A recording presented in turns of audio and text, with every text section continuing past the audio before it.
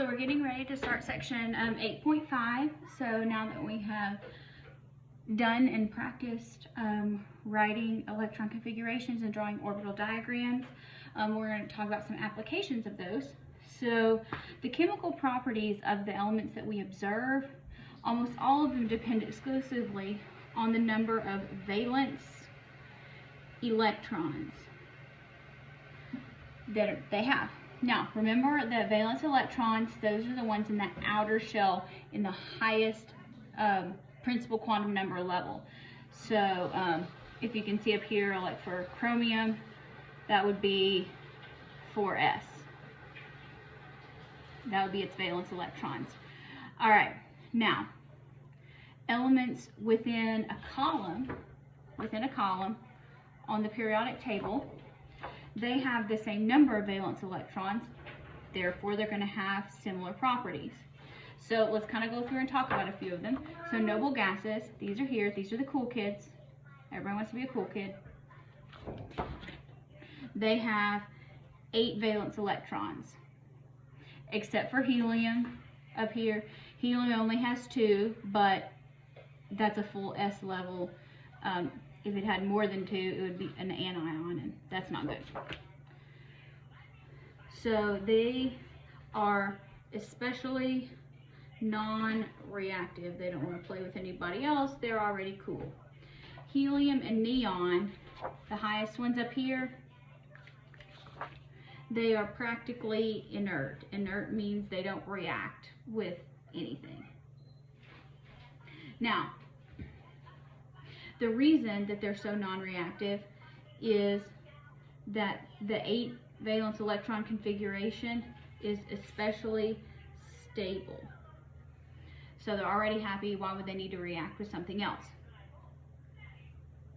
Now, alkali metals, if you remember, that would be these in this column here. These are our alkali metals, the first column. They have 1 more electron than the previous noble gas. So from here on out, remember, everybody wants to be a cool kid. So they tend to lose 1 electron so that they have the same electron configuration as that noble gas. So when you lose an electron, you're going to form a cation. The T, remember, means plus.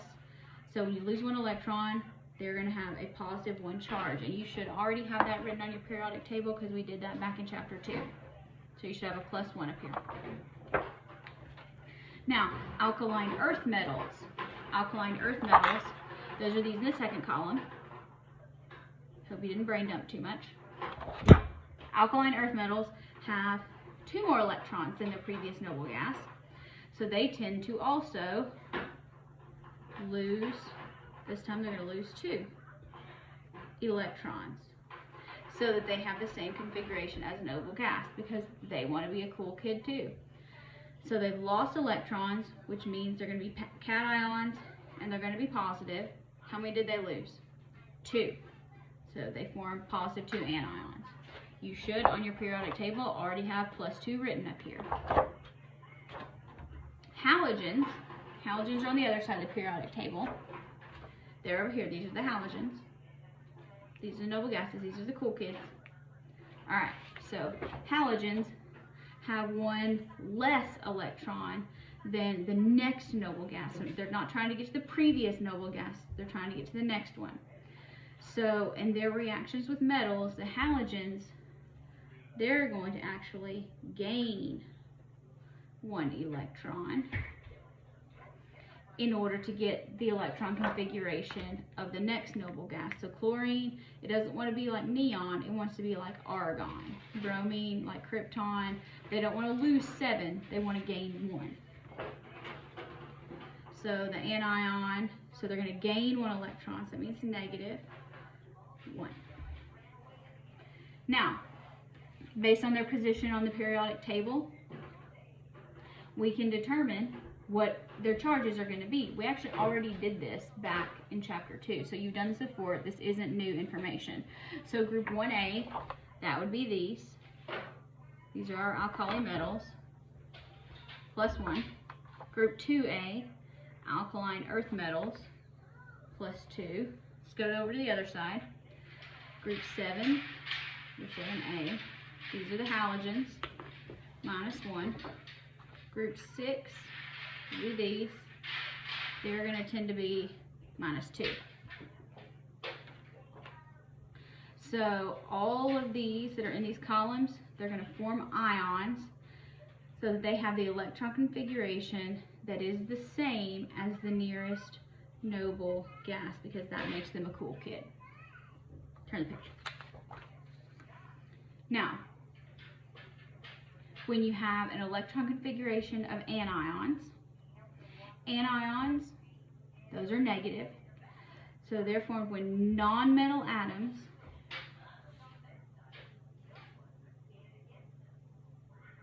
what they're going to do is they're going to gain enough electrons in order to have 8. So the sulfur atom, if you look at sulfur, here it is. How many valence electrons does it have? There's 2 ways to do it. You can go 1, 2, 3, 4, 5, 6, or you can go 8, 7, 6. Both of those are acceptable because you'll arrive at 6. You definitely need to be able to know how to quickly determine the number of valence electrons an atom has. So if we're going to have, let's write the electron configuration of the sulfur atom. So it's going to be 1s2, 2s2, 2p6, 3s2, 3p4. So in order to have 8 valence electrons, which means we want to fill up this n equals 3 level, it has 6, it wants 8, so it needs to get 2 more. So when we have the sulfur minus 2 anion, its electron configuration is 1s2, 2s2, 2p6, 3s2, 3p6. And now it does have a full valence shell, 8 electrons. This is also the same electron configuration of argon, which is its nearest noble gas. So when we have cations are formed when a metal atom loses all valence electrons, resulting in a new lower energy level. So that would be like n-1, and it's going to be a lower energy valence shell that is also full. So the magnesium atom, here it is, has how many? 1, 2 valence electrons. 2. So if we were to write the electron configuration, 1s2, 2s2, 2p6, 3s2. Now, when this forms a cation, it's going to lose all of its valence electrons. So where are the valence electrons? These right here. These are going to get lost. Now, they're going to get lost, all of them. So we're going to go away with the n equals 3. So what we're left is 1s2, 2s2, 2p6.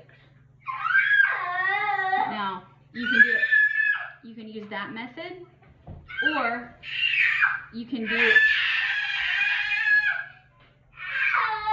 do a little bit of math up front, and you can say, well, magnesium has 12 electrons.